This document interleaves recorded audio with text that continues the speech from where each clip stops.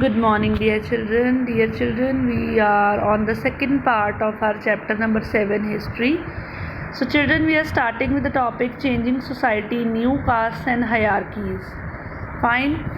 So, as the economy and the society needs were growing, people they started with some new skills. They required with some new skills. So there were smaller castes or jatis emerged within the varnas. So within the varnas there were smaller castes and jatis as well. For example, new caste appeared amongst the Brahmins. Fine. On the other hand, many tribes and social groups they were taken into caste-based societies. Even some tribal groups, some social groups, they also stepped in the caste-based societies, children, and they just given the status of jatis. Now, specialized artisans, smiths, craft persons, masons, they also reorganized some special separate jatis by the Brahmanas. Fine, jatis they were uh, rather than Vanras, these jatis were also basis on the organizing societies. Fine, deliberation of jatis. So just go through this, children. Like if you talk about 12th century inscription we got from Ayakondan, Udaipur, Udayur. So there Tiruchipara Taluka it tells about the Sabha. Find how the status of group known as Rathakaras. Those were the chariot makers. They laid out different occupations and all. Just go through it. Fine. Now, children, among the Kshatriyas, if you would say, so there were some new Rajput clans which became very powerful by the 11th and the 12th century. Now they were belonging to different families like Hunas, Chandelas, Chalukyas, and others. Even some of these too had been tribes earlier, so they were the tribes earlier, but now they have shifted to Rajput clans. Fine. Now, many of these clans came to be regarded as Rajputs, so they were calling themselves Rajputs now. They gradually replaced the older rulers, especially in agricultural areas. So they replaced the older rulers. Now they became the rulers. Fine, even especially in the agricultural areas where agriculture was done. Here, a developed society was emerging and rulers used their wealth to create powerful states. Now they were developing the society and they just wanted, the rulers wanted to gain powerful, to make powerful states. So they were using all their wealth in this. The rise of Rajput clans to the position of rulers set an example for the tribal people to follow. Now the tribal people they followed them, like wow, from a tribal group now they became a Rajput clan.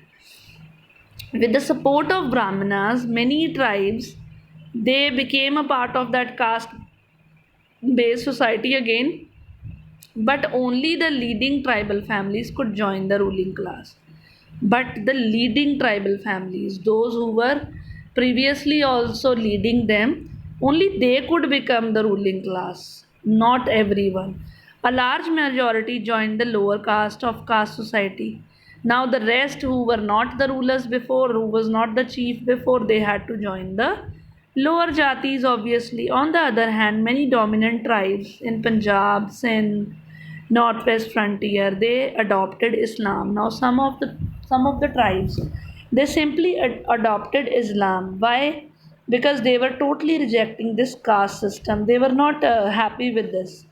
Their unequal social order prescribed by Orthodox Hinduism was not widely accepted in these areas. So they were not accepting the Orthodox things which the Brahmanas and all were they telling. So they simply accepted Islam.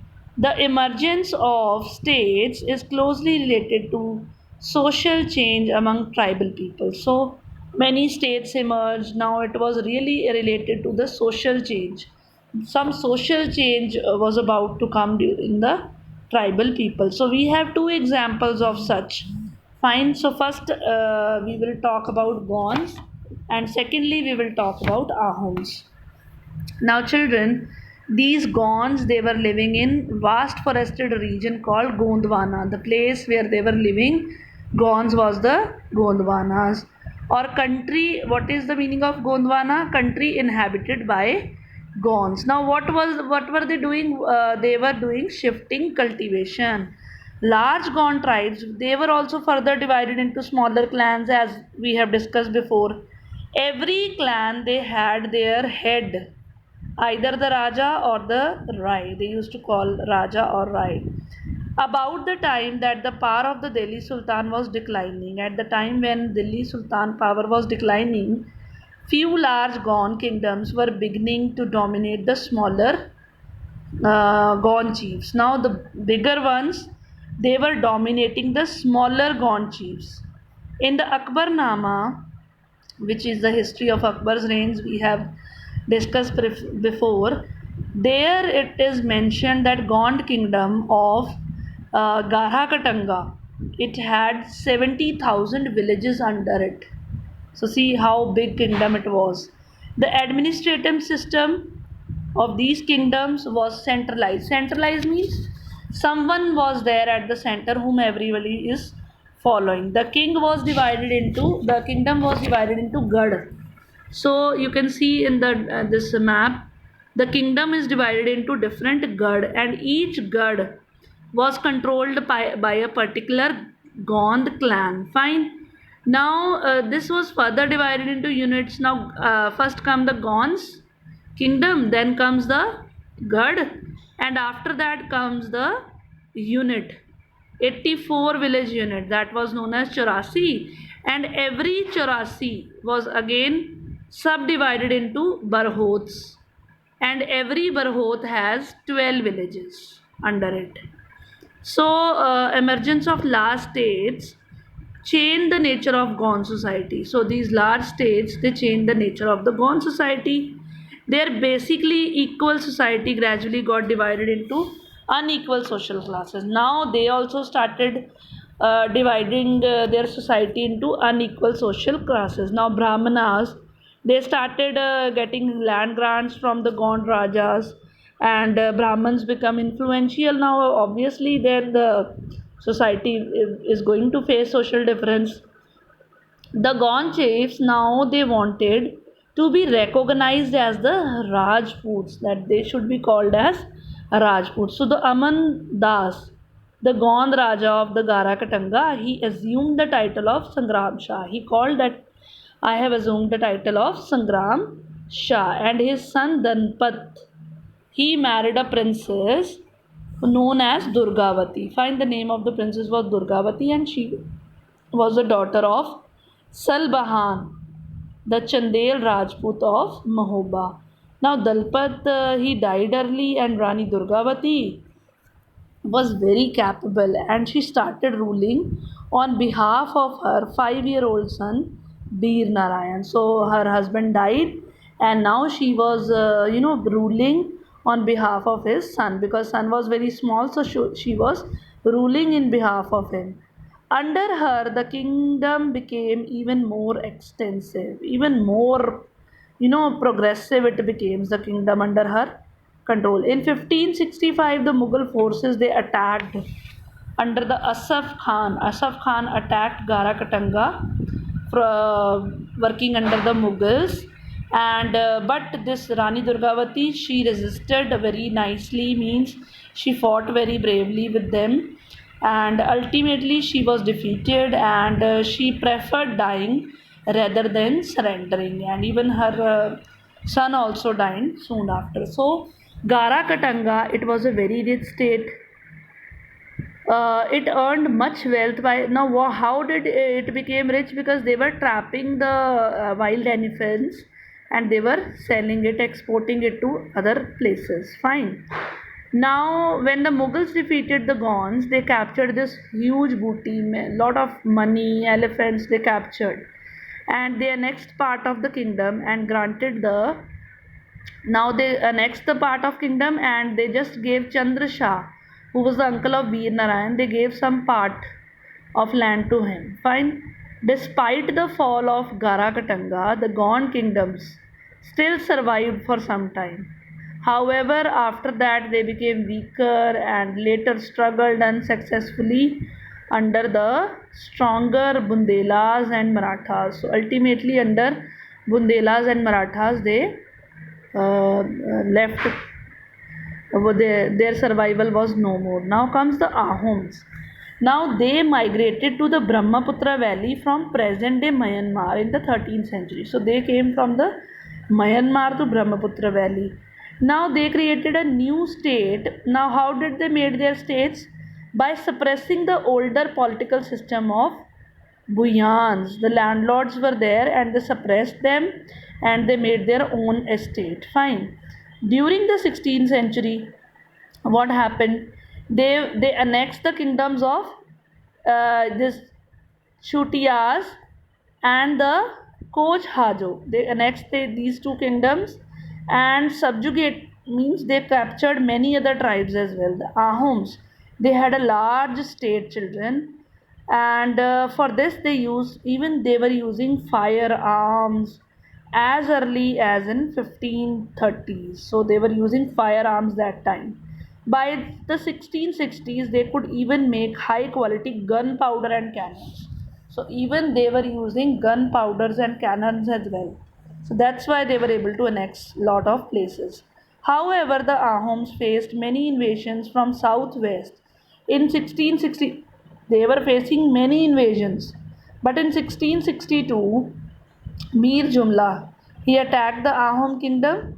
Despite their brave defense, they gave a brave defense to him, but still they were defeated. And but the Mughals could not directly control this area, and after that, it could not. Even the Mughals were not able to control this area for a long time. Ahom state it was dependent on the forced labor. So what was the trend here? It was forced labor. The labor used to work forcefully. Those who were forced to work for the state were called pikes. So these forced laborers they were known as the pikes. Now a census was done to check out the population. So they each village had to send a number of people rotation wise, means people were going for the forced labor work rotation wise. People from heavily populated areas, children, they were shifted to the less populated areas. Ahom clans were thus broken up. After that it broken up. By the first half of the 17th century, the administration became quite centralized. Now their administration also became centralized, means one person as a head. Almost all adult males they used to serve in the army when it was a war, or they were engaged at time when there was no war. They were engaged in building dams, irrigation system, and other public works. Now these are homes they introduced new methods of rice cultivation. Fine. After that, children, Ahom society was also divided into different clans and or khels you can call them, and there were very few castes like artisans, so they had to borrow the artisans from the adjoining kingdoms. The khel often controlled by several villages. So one clan, one khel, it had many villages under it. Fine. Even the king could not take it away without, okay, sorry, the peasant was given land by this village community. So if a peasant wants a land, so it will be given by a peasant community. Even the king cannot take the land without their consent. Originally the Ahoms they used to worship their tribal gods, but during the first half of the 17th century they were also influenced by the Brahmanas. The influence of Brahmins increased a lot in them. So the temples and Brahmanas, they were getting land grants from the kings. Like if you talk about in the reign of Sib Singh, Hinduism became very prominent religion in this tribe. But the Ahom king, they were not completely giving up. their traditional belief and adopting the Hinduism. Means still they were not adopting the Hinduism fully. Ahom society was a very sophisticated society, children, including poets, scholars, and they were getting land grants in change of their work. Now theaters were encouraged. Important works they were done in Sanskrit, and after that they were translated into a local language. Historical works they were known as Buranjis. They were also written first in the Ahom language, and after that it was translated into Assamese. Now the conclusion, children. See, there was considerable change which is taking place in the subcontinent during that period. Fine, and Varna based society and tribal people, they were constantly interacting, means facing each other. So this interaction was causing different kinds, changes, different kinds of changes, and different kind of adaptations were being done by the both, I mean the tribal and the Varna based societies. So there were many different tribes. They took up diverse livelihood. They changed their way of livelihood. Over a period of time, many of them even merged with the caste-based society. Many of them they followed the caste-based society. Others, however, rejected both the caste system, and many of them they rejected the caste system. They rejected Hinduism, and some tribes children they established their own states. They had a well organized system of administration, and they became politically powerful. Now this brought them into conflict when they became politically powerful. So they had a complex with kingdoms and empires, so they had a fight for all this. So just go through the Mongols, children. Find these Mongols we have read about earlier also. So go through it. So this was the end of the chapter. Thank you and have a nice day, children.